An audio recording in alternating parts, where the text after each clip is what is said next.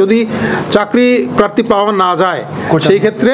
কোটার যে কথাগুলো বলা হয়েছে সেই কোটার যদি কোনো প্রার্থী না পাওয়া যায় সেই ক্ষেত্রে মেধা তালিকা থেকে নিতে হবে, সেখানে শূন্য রাখা যাবে না। 10 তারিখে স্থিতাবস্থা বজায় রাখার আদেশ দিয়েছিলেন এবং একই সাথে হাইকোর্টের আদেশের কার্যকারিতা স্থগিত করেছিলেন, কিন্তু তারপরও ছাত্ররা এটা হয়তো প্রপারলি বুঝতে পারেনি এবং তাদেরকে হয়তো অন্যরা ভিন্নভাবে বুঝিয়েছেন, যার কারণে আজকে এতগুলো প্রাণহানি হয়েছে। স্কুলের এবং প্রতিষ্ঠানের বিশ্ববিদ্যালয়ের সকল প্রধানদের বলছেন আপনারা ছাত্রদেরকে শিক্ষার পরিবেশ ফিরিয়ে আনার ব্যাপারে আপনারা ব্যবস্থা নেবেন এবং ছাত্ররা তাদের শিক্ষা প্রতিষ্ঠানে ফেরত যাবে এবং তাদের শিক্ষা কার্যক্রম ওনারা বলছেন অনতিবিলম্বে শুরু করবে। 2018 সালে বাংলাদেশ সরকার মুক্তিযোদ্ধার কোটা সংরক্ষণের বিষয়টিকে বাতিল করে একটি প্রজ্ঞাপন জারি করেন। এই পরিপত্র জারিকে 2021 সালে কয়েকজন মুক্তিযোদ্ধার সন্তানের পক্ষ থেকে মামলা দায়ের করা হয়। সেই মামলা দায়ের প্রেক্ষিতে বাংলাদেশ সুপ্রিম কোর্টের হাইকোর্ট বিভাগ সেই রায়টি দেয় 5 জুন 2024 তারিখে দেয় এবং সেই মামলার রায় পাওয়ার পর আমরা এটা আপিল ফাইল করি। সিভিল পিটিশনটা শুনানির জন্য আসে এবং সেই সিভিল পিটিশন আমাদের একটা পিটিশন ছিল এবং 2জন ছাত্রের একটা পিটিশন ছিল, 2টা পিটিশন একসাথে শুনানির জন্য আসে। মহামান্য সুপ্রিম কোর্টের আপিল বিভাগ আমাদেরকে শুনছে। গভর্নমেন্ট সরকার যারা যেটা ফাইল করেছিল, রাষ্ট্রপক্ষে যেটা ফাইল করা হয়েছিল যে পিটিশনটা সেটা শুনানি করেছেন এবং একই সাথে যে ছাত্রদের পক্ষে যেটা ফাইল করেছেন সেটাও শুনানি করেছেন, আমাকে এবং ছাত্রদের লয়ারকে শুনানি করেছেন। একই সাথে ওনারা শুনানি করেছেন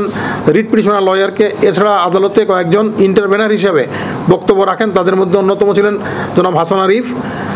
জনাব তানজিবুল হাসান, জনাব তানজিবুল আলম, জনাব মাহমুদুল খোকন, জনাব জনুল আবেদিন, জনাব আহসানুল করিম, জনাব মিসেস তানিয়া আমির এবং সারা হোসেন এবং জনাব জেডাই খান পান্না, ওনাদের সবাইকে শুনানি করে আদালত নির্দেশনা দিয়ে হাইকোর্টের যে রায়ের মাধ্যমে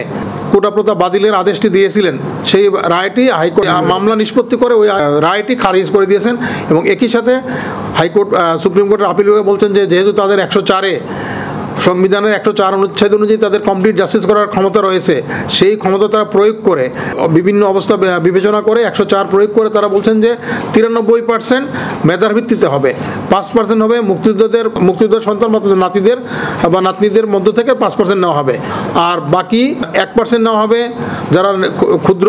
নৃগোষ্ঠী তাদের মধ্য থেকে 1% নেওয়া হবে, আর 1% 2 ভাগ করা হবে। একটা হচ্ছে যে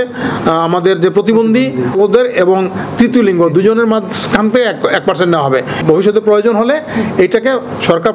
পরিমার্জন করতে পারবে এবং একই সাথে আদালত যে নির্দেশনা দিয়েছেন যে তাদের যে আজকের আদেশটি এটা যেন অনতিবিলম্বে পরিপত্র অথবা গেজেট নোটিফিকেশন আকারে জারি করা হয় এটা বলে দিয়েছেন। সরকারি আধা সরকারি স্বায়ত্তশাসিত সবগুলো চাকরির ক্ষেত্রে এটা প্রযোজ্য হবে। এবং আরেকটি কথা আছে, যদি চাকরি প্রার্থী পাওয়া না যায় সেই ক্ষেত্রে কোটার যে কথাগুলো বলা হয়েছে সেই কোটার যদি কোনো প্রার্থী না পাওয়া যায় সেই ক্ষেত্রে মেধা তালিকা থেকে নিতে হবে, সেখানে শূন্য রাখা যাবে না। এই মামলাটা শুনানিকালে আদালত অবজারভেশন দিয়েছেন সেটা হচ্ছে যে ওনারা 10 তারিখে স্থিতাবস্থা বজায় রাখার আদেশ দিয়েছিলেন এবং একই সাথে হাইকোর্টের আদেশের কার্যকারিতা স্থগিত করেছিলেন, কিন্তু তারপরও ছাত্ররা এটা হয়তো প্রপারলি বুঝতে পারেনি এবং তাদেরকে হয়তো অন্যরা ভিন্নভাবে বুঝিয়েছেন, যার কারণে আজকে এতগুলো প্রাণহানি হয়েছে। সেটার জন্য আদালত দুঃখ প্রকাশ আদালত বলছেন এই ধরনের ঘটনা হওয়া উচিত ছিল না এবং বিচার বিভাগে যে কমিটি করা হয়েছে সেই কমিটি তদন্ত কার্য সম্পন্ন করে যে ফাইন্ডিংসটা দিবে সেই ফাইন্ডিংস অনুযায়ী সরকার ব্যবস্থা নিবে, এটা তারা আশা প্রকাশ করছেন। আরেকটা জিনিস ওনারা বলছেন যে ছাত্রদেরকে ওনারা বলছেন আপনার স্কুলের এবং প্রতিষ্ঠানের বিশ্ববিদ্যালয়ের সকল প্রধানদের বলছেন আপনারা ছাত্রদেরকে শিক্ষার পরিবেশ ফিরিয়ে আনার ব্যাপারে আপনার ব্যবস্থা নেবেন এবং ছাত্ররা তাদের শিক্ষা প্রতিষ্ঠানে ফেরত যাবে এবং তাদের শিক্ষা কার্যক্রম ওনারা বলছেন অনতিবিলম্বে শুরু করবে এবং আমাদের সবাই জানি আমরা বলছেন ছাত্ররাই হচ্ছে ভবিষ্যতের নাগরিক, তারাই এই দেশের ভবিষ্যৎ প্রজন্ম হবে এবং তাদেরকে যদি সঠিকভাবে লেখাপড়ায় মনোযোগী হয়, তারা যেন পড়ালেখা করে, সেই ক্ষেত্রে দেশের উন্নয়ন হবে। কোর্ট সবচেয়ে বড় একটি কথা বলছেন যে ছাত্রদেরকে বলছেন আপনারা মুক্তিযোদ্ধাদের প্রতি সম্মান করেন, মুক্তিযুদ্ধের চেতনার প্রতি সম্মান করেন, শুধু ছাত্র না সবাইকে বলছেন যে সম্মান প্রদর্শনে যদি অনীহা প্রকাশ করা হয় তাহলে সেটা হবে দুঃখজনক। সত্য, বস্তুনিষ্ঠ ও নিরপেক্ষ দৈনিক জনবাণী।